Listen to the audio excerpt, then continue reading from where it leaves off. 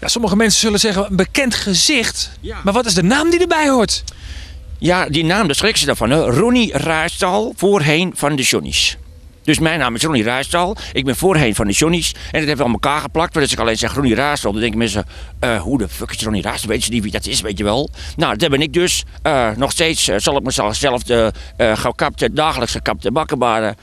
gouden tanden, ringetjes. Ik drink nog steeds sangria, zelfs hier in de sneeuw. Kijk, sommige dingen die er nu al gemaakt zijn... die komen straks op een album. Maar ik ben bezig om ook nog nieuwe dingen voor een album. Maar het is maar druk. Kijk, mijn eerste singeltje solo was een Smartlap. Nooit meer. Nou, ik vind het zelf heerlijk smartlap. Maar ik heb toen ook al bedacht, het volgende nummer wat ik ga doen, dat is een echte, een feestnummer. Ik ben zal ik maar zeggen, de korte optredens. Ronnie Ruisdaal solo. Wat we ook doen is de Ronnie's Bizarre Familieshow. Dat is een avondvullende show. Dat hebben we, de eerste is...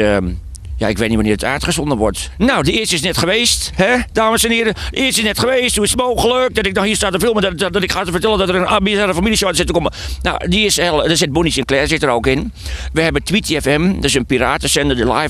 Die zenden live uit van de locatie. Daar sta ik zelf op het podium. Niet in mijn eentje, maar met een live band. Dus ik heb weer, zal ik maar zeggen, ook weer jongens die daar achter mij gaan staan. Drum, gitaar, basgitaar. Nou, zal ik maar zeggen, weer een dynamisch, enthousiast... team, fris en alles. Aantrekkelijk. Eén keer weten, nooit meer vergeten. www.ronnie.nl. Wat ik ook van de management moet zeggen. Management, daar lusten de honden geen brood van. Dat ik dus, zal ik maar zeggen, ook Hives ben. Ja, Hives. Ja, ik ben Hives. Dus je kan vriend worden van mijn Hives. Ronnie Ruisdaal Hives.